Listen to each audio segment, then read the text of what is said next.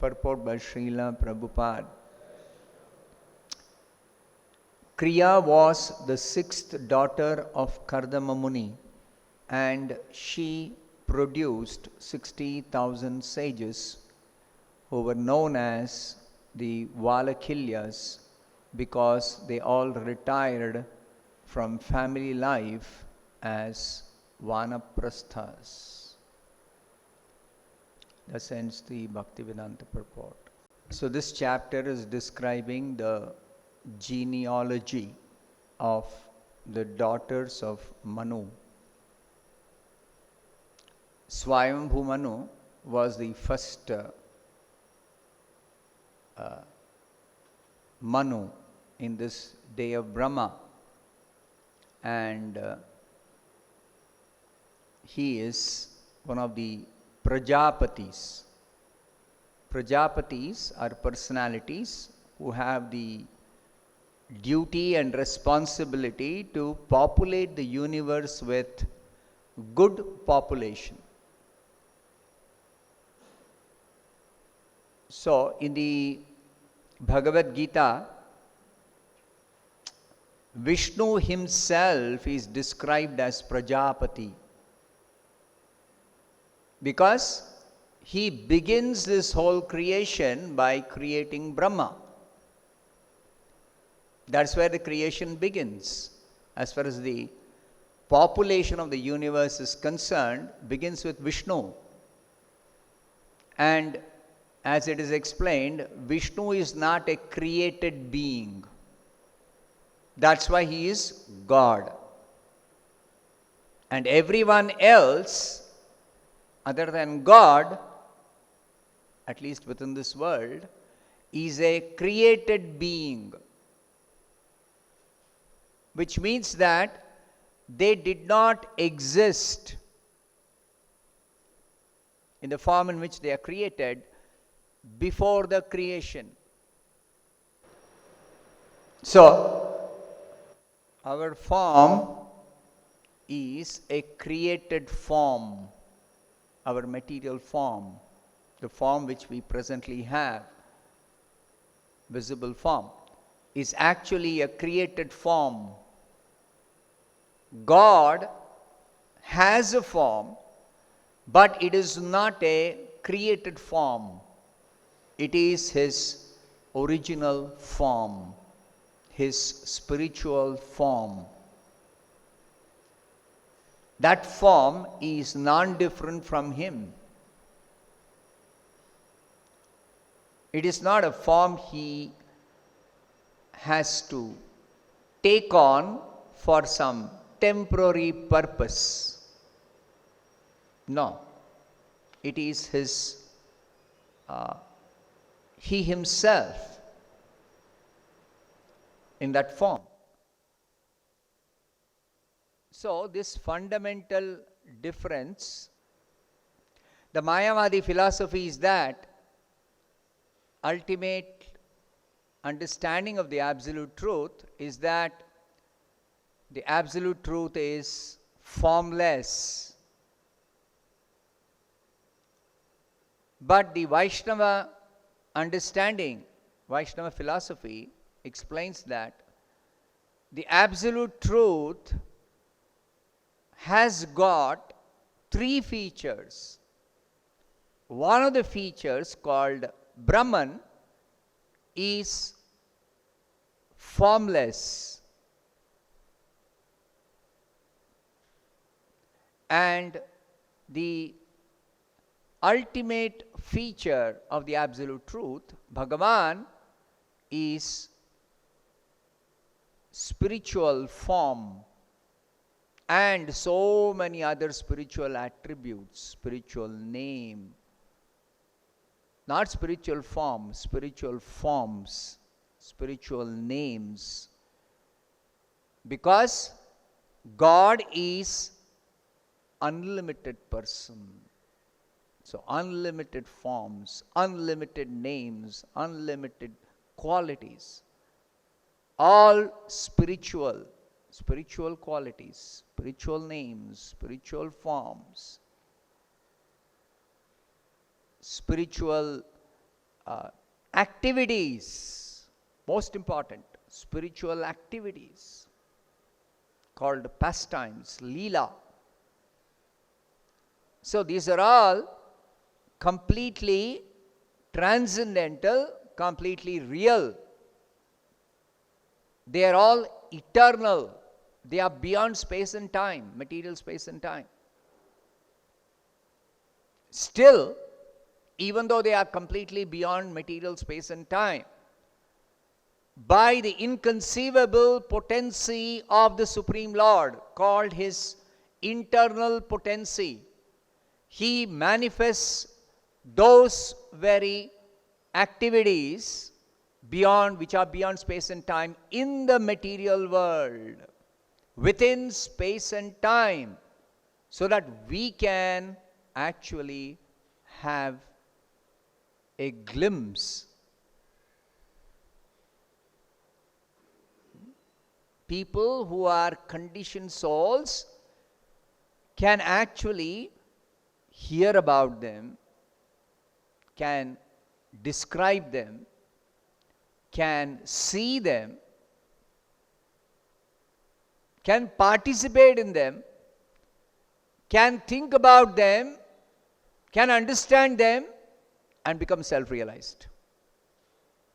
Can get out of this material existence. But the unfortunate, most unfortunate Mayavadis, even though they have spiritual interest, even though they are interested in self-realization, even though they are interested in getting out of this material existence, unfortunate because their theory says God is formless, God is qualityless,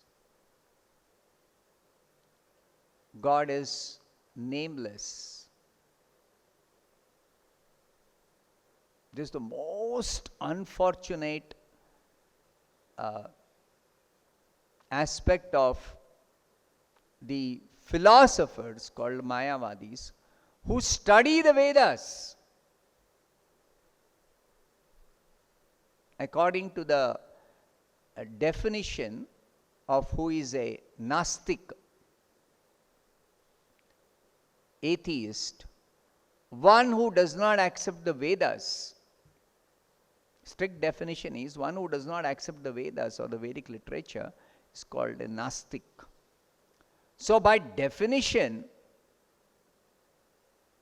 of one who is astic, one who accepts Vedic literature, studies the Vedic literature, the Mayavadis are astic. But they have their own interpretation of the Vedas. They have their own interpretation of the Vedas. This is their misfortune. And this is the greatest misfortune. Even after accepting the Vedas, which is the only source for understanding who we are, who is God, what is our relationship, everything about spirituality can be only understood from the Vedas. And there's no other source. They accept the Vedas. They know that the Vedas are describing the absolute truth.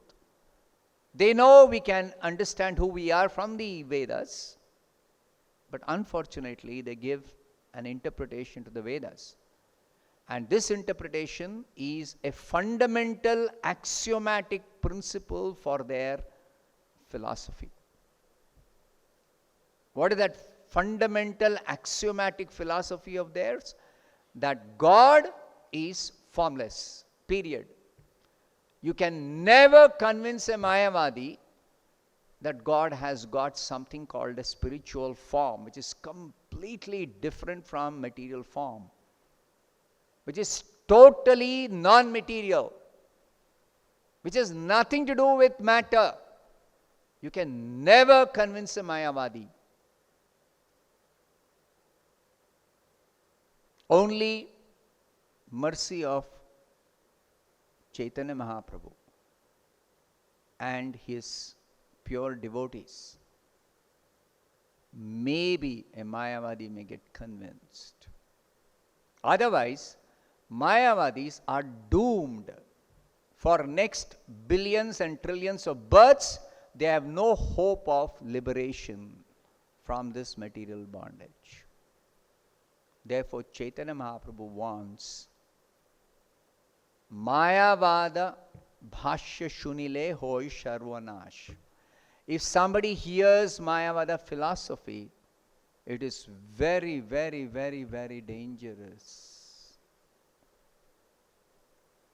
Because they hold on to this axiomatic principle of the Mayavadis. That ultimately, God is formless,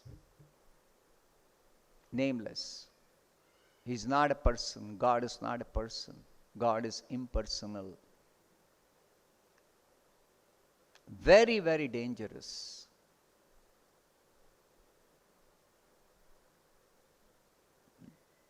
So there is a pastime Chaitanya Mahaprabhu himself performed. See how much Chaitanya Mahaprabhu is very, very particular to teach us the correct understanding of the absolute truth, philosophical understanding, by rejecting, pointing out the mistake, the greatest blunder. It's not a mistake, it's a blunder to consider this Mayavadi philosophy for trying to understand the absolute truth. The pastime is given in the Chaitanya Charitamrita, the childhood pastime of Chaitanya Mahaprabhu. This is Balya Leela. That means before Chaitanya Mahaprabhu became 5 years old.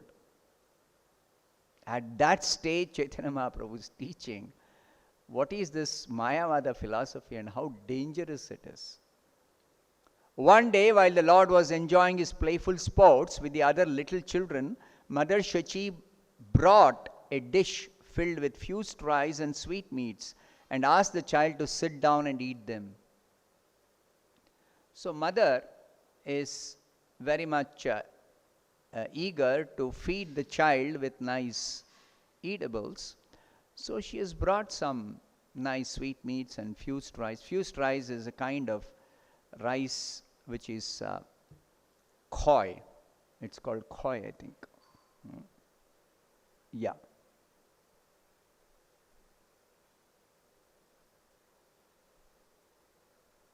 No, something else. Anyway, so she has given the child some nice eatables, and what is the child doing? But when she returned to her household duties, the child hid from his mother and began to eat dirt. Dirt means some mud. Seeing this, Mother Shachi hastily returned and exclaimed, "What is this? What is this?" She snatched the dirt from the hands of the Lord and inquired why he was eating dirt. Crying, the child inquired from his mother, "Why are you angry? You have already given me dirt to eat. What is my fault?" Fused rice, sweet meats, and all other eatables are but transformations of dirt. Dirt means the earth or the mud. This is dirt, that is dirt. Please consider what is the difference between them.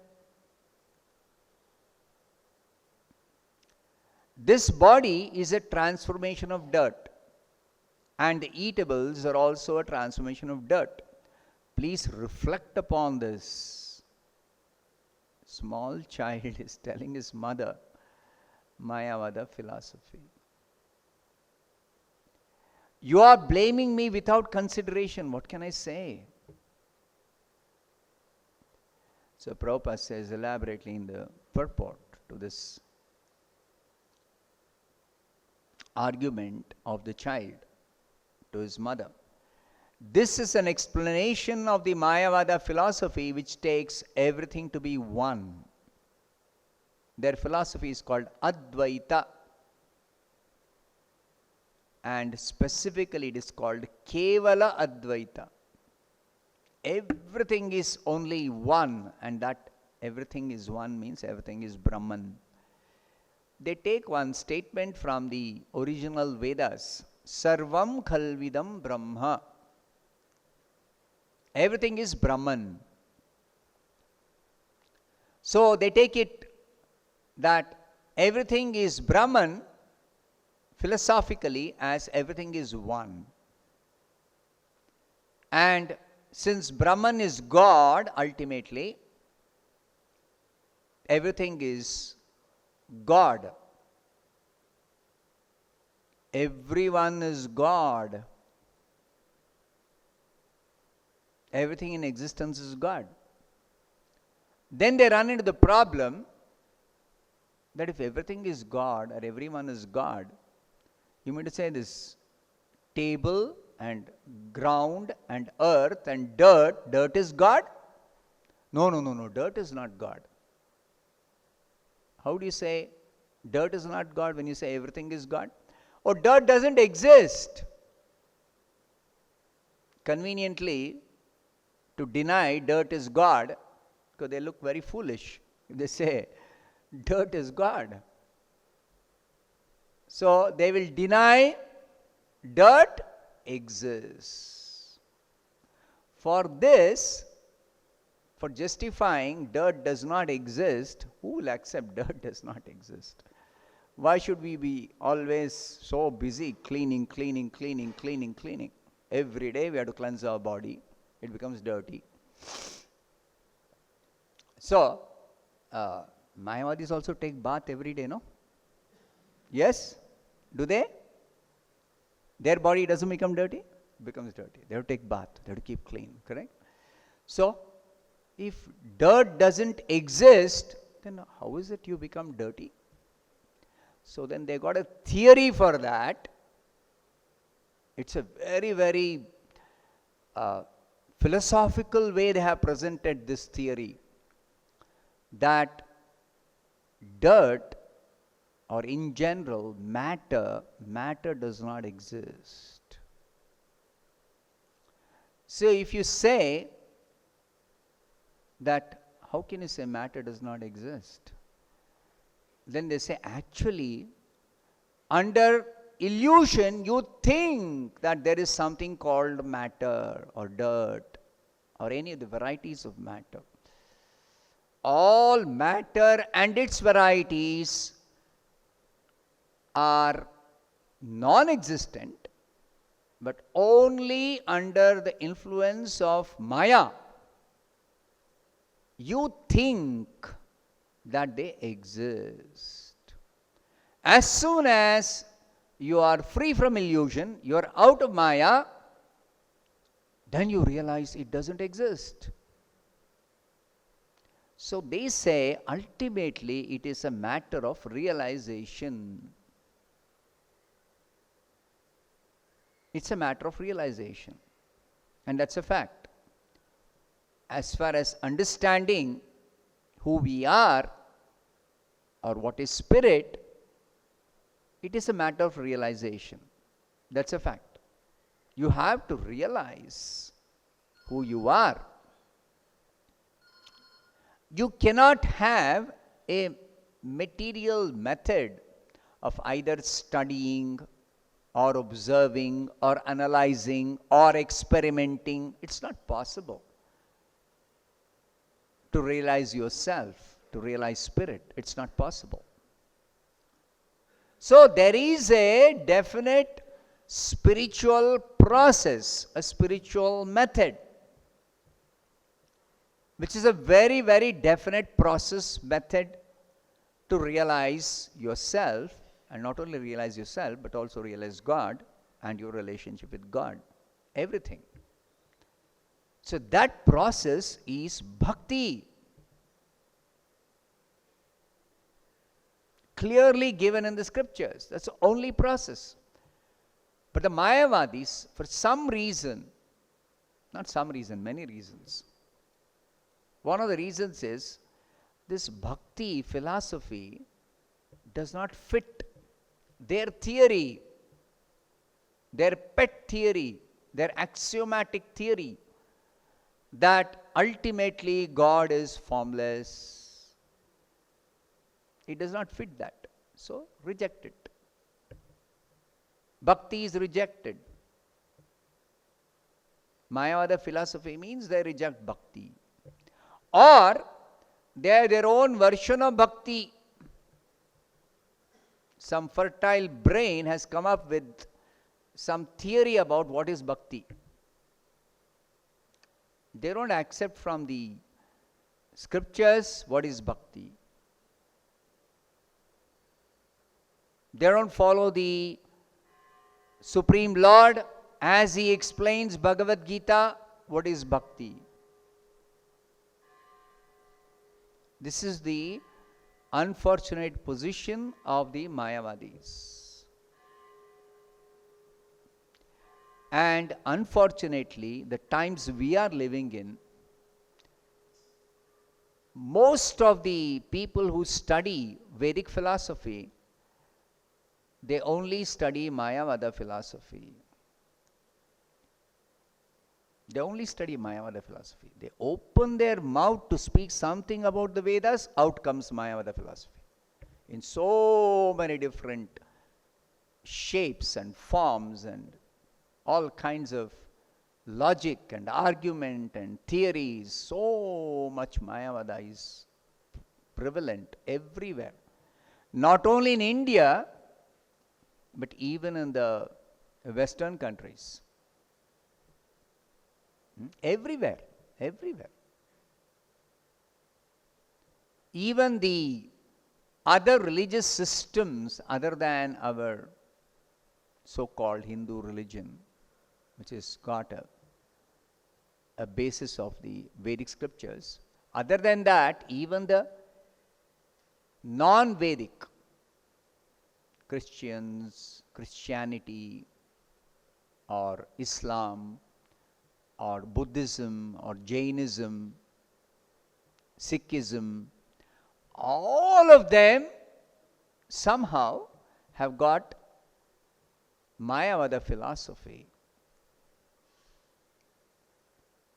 in their understanding of God, in their conception of who is God or what is God. Everyone has some Mayavada philosophical understanding. So therefore, Chaitanya Mahaprabhu warns this Mayavada philosophy is very dangerous. Now listen to what Shachi Mata says to Chaitanya Mahaprabhu. This is very important. Astonished that the child was speaking Mayavada philosophy, Mother Shachi replied, "Who has taught you this philosophical speculation that justifies eating dirt?" See, she is very practical. Simple thing she is asking. What kind of philosophy justifies eating some dirt in place of nice edibles?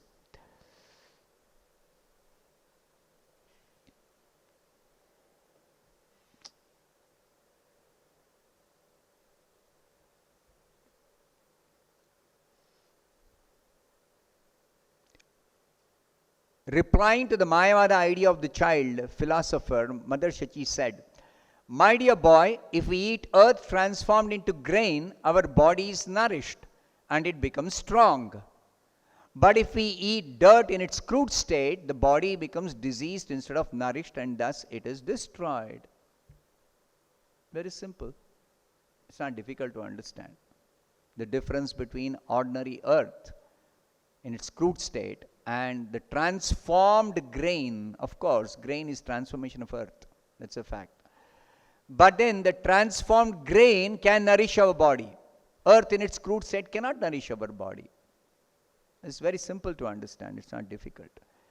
Further, she says, in a water pot, which is a transformation of dirt or earth, I can bring water very easily. But if I poured water on a lump of dirt, the lump would soak up the water and my labor would be useless. Very simple. There's a difference between an earthen pot and a lump of earth, a clay pot and a lump of clay. practical utility point of view, the clay itself, which is transformed into a clay pot by a potter, that clay pot can be used for holding water, for transporting water, for fetching water. But this lump of clay, which is the original cause of the earthen pot or the clay pot, that cannot hold water. Similarly, Prabhupada explains, even though matter and spirit both are energies of the Supreme Lord, like the scientists argue, there's no difference between matter and spirit. They are one. That's what the scientists say, matter and spirit. But even though in a higher sense there's no difference between matter and spirit, as far as the Lord is concerned, both are His energies. For Him, there is no difference. But still, one should have practical knowledge that matter, being an inferior state of existence, is useless for our spiritual blissful life, whereas spirit, being a finer state, is full of bliss. Matter is not useful for spiritual life, whereas because it's an inferior state of, this is what Krishna describes in the Bhagavad Gita in the 7th chapter, apareyam. As regards matter, he says it's the inferior energy of the Lord. Inferior in what aspect? That matter lacks consciousness, and spirit is conscious. So this difference between matter and spirit has to be taken into consideration, even though both matter and spirit are energies of the Lord. For the Lord, there is no difference between matter and spirit. But for us, at least in our conditioned state, we should differentiate between matter and spirit and actually take help of the understanding of spirit as superior to matter. And in this connection, the Bhagavatam gives an example that the earth and fire are practically one and the same. From the earth grow trees, and from the wood of the trees come fire and smoke. Nevertheless, we can utilize the fire for heat, but we cannot utilize the earth, smoke, or wood.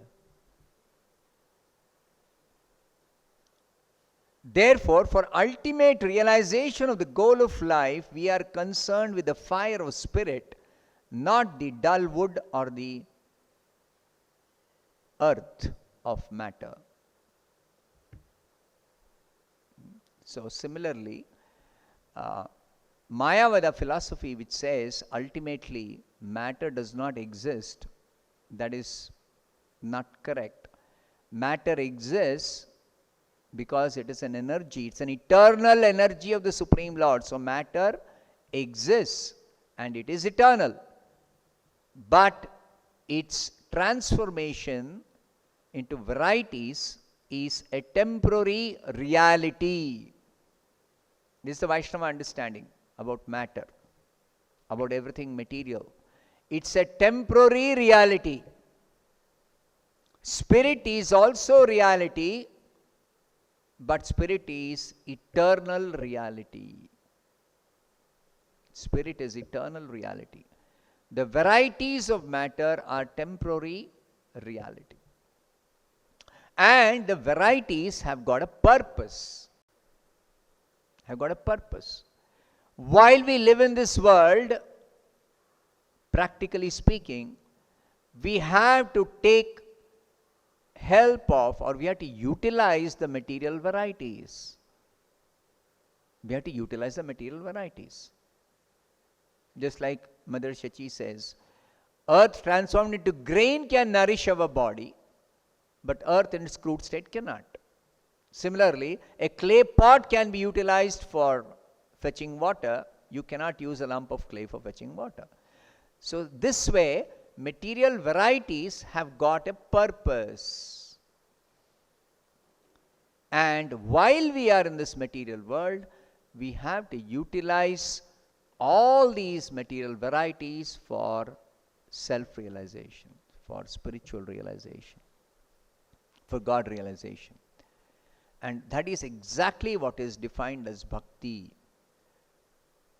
To utilize everything in Krishna's service for the sake of self-realization. So devotees are expert in utilizing everything for Krishna's service. So the real understanding of Sarvam Khalvidam Brahma, everything is Brahman, is that everything being an emanation of the Supreme Lord or Supreme Absolute Truth, everything is actually belonging to the Supreme Lord.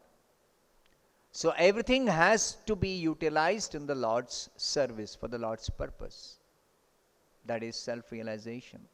This whole world is created with its varieties for the sake of self-realization. So for self-realization, we have to understand we are spirit, and spirit means, what is the difference between spirit and matter?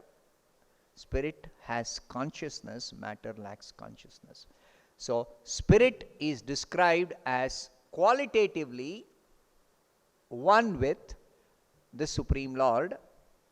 Nityo nityanam chetanas chetananam. But there are differences between us and the Lord. So the difference is eko bahunam yo vidadhati kaman. The difference is also in the first line itself, nityo nityanam. There is one singular nitya and chetana, eternal and conscious being, that is God, only one. And there are many eternal conscious beings. They are belonging to the category of the many. Bahunam, Nityanam, Chetananam, all in one category. All of them. They are in the category of the living entities. Eko Bahunam, the one Nitya, eternal conscious being, is God, Krishna, the Absolute Truth, the personality of the Absolute Truth. He is maintaining everyone else. Eko Bahunam yo vidadhati kaman. He is the maintainer of everyone else. He is the independent maintainer of everyone else. That is described in the Bhagavatam in the beginning itself. Janmadhyasiyataha anvayati tatascharthe shabhignya swarat. Swarat means he is completely independent. And our position is we are always eternally dependent on the independent Supreme Lord. So this difference, oneness and difference is what Chaitanya Mahaprabhu taught as Achintya Bheda Bheda Tattva.